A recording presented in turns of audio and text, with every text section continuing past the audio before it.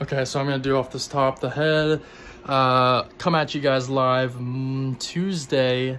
What we got? What day is it? March 8th, 2022.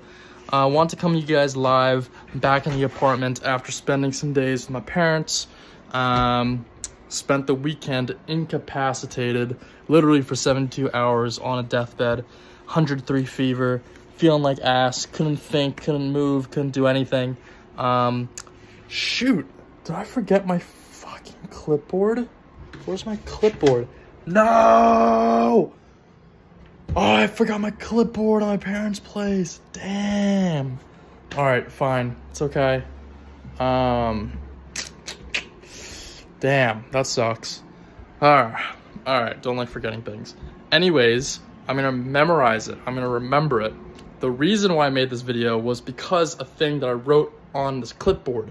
I had a life coaching session today with a life coach. She was a clinical positive psychologist, part of my friend's consulting group. And she was basically just one-on-one talking with me about work. And I was telling her that I was working this weekend, and I was telling her that I was sick, 103 fever, in bed, all that stuff. And she was, I was telling her that I was taking sales calls, still working. She was just asking me, genuinely, why were you working? And I said that, I had to take the calls. It was up to me. I had to take responsibility. And she was like, whoa, like you started a business. So you you started a business so you don't have to take calls when you have to, when you're sick. Like you should be able to take off. And I was like, huh, like that's such a simple thing, right? So yes, she's right. Kelsey, you are right. I will be taking off when I'm sick and not making myself work. But more importantly, working joyfully. Peace is the intention. Everybody talks about working hard, work hard. Working hard is a scam. Okay, guys, I'm sorry to tell you, working hard is a scam. It's a scam. It's a scam. Everybody says working hard, work hard, but nobody says work joyfully. Like, why? Why should you work hard for all your life? It doesn't make any sense. Like, you're gonna work hard to get paid money, to continue to work hard, it doesn't make sense. You should find a way. Finding a way to work joyfully is the most efficient, effective, reasonable way to live this life, because 33% of your life is going towards work. So work joyfully, that's the main intention. And so, okay, so how do we get to that point, right? That's what we all care about. Everybody wants to work joyfully, but how do we get to that point? Well, clinical positive psychologist Kelsey and I were talking, and she gave me the coaching that she told me to consider, and I offer you to consider it as well. And it's the following.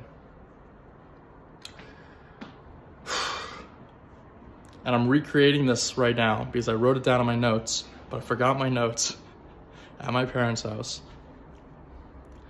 She said, what does working joyfully mean? Define it. Define what working joyfully means. It's an elusive term, so you can't work joyfully if you don't know what that even means. You can't go to Brazil if you don't know how to get there. You need to know the roadmap to get there. You need to know the geography, the climate, the terrain, all that stuff. You need to know what it is before you can get there. So what is it? Define working joyfully like a target, right? Pinpoint it like a target. Make it so accurate and so clear in your mind's eye so you know exactly what you're looking at in the world. Define what work joyfully is. And then there's a second point. But first I'm going to define what working joyfully is to me. Working joyfully to me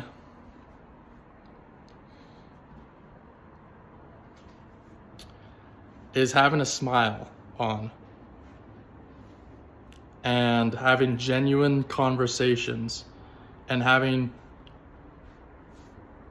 exciting, interesting conversation where it's compelling and engaging, and you're talking and you're engaged and you're leaning in, and the people are listening and people are responding with more engaging and conversating ideas and concepts, and you're going back and forth and back and forth, and you look up and it's been 2 hours and you're like, wow, that was crazy. Where did the time go? That's what working joyfully looks like to me.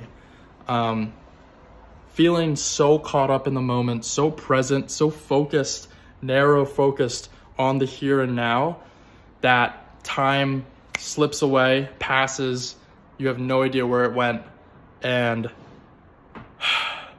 love those. I love those conversations. And that's what working joyfully is to me.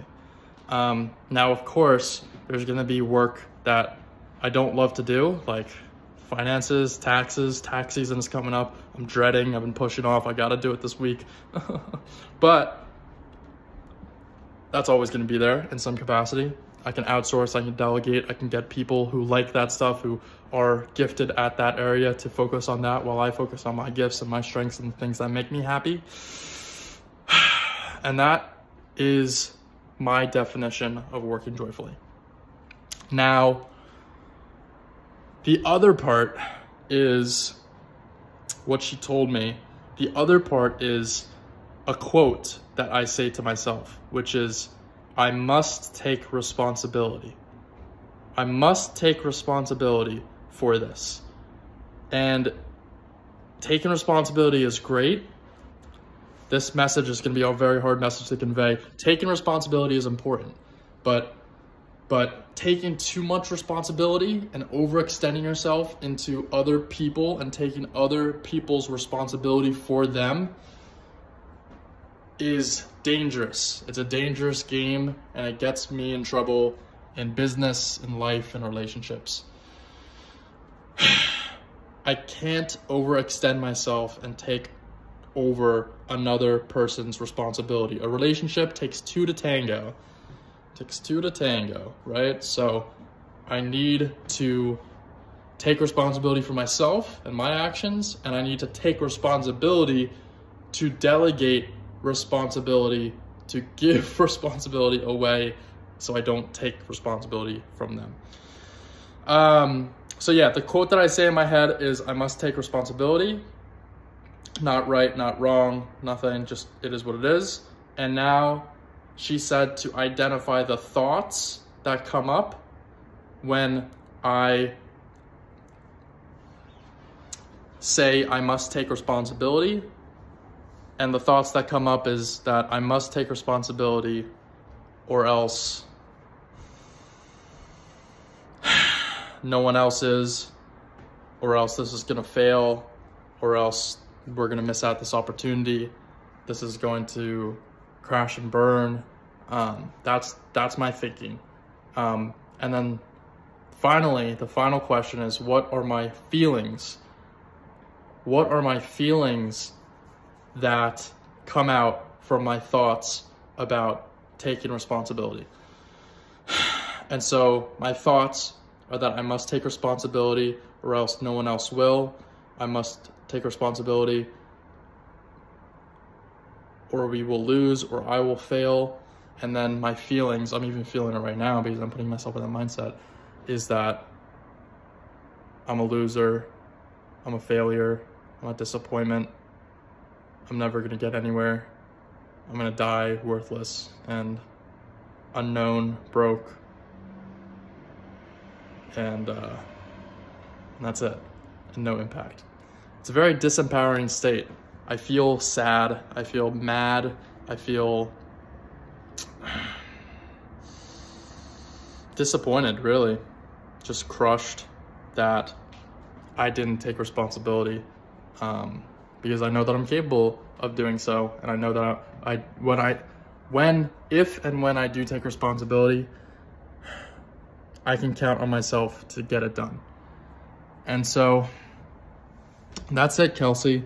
This is a long-winded, long vlog, long video, but I'm glad that I made it. I don't know where to go from here. I don't have any takeaways. I'm kind of just filming off the cuff, raw dogging it. And yeah, guys, that's it for me. Just want to put my thoughts out there. Start identifying what you're saying to yourself, like I am.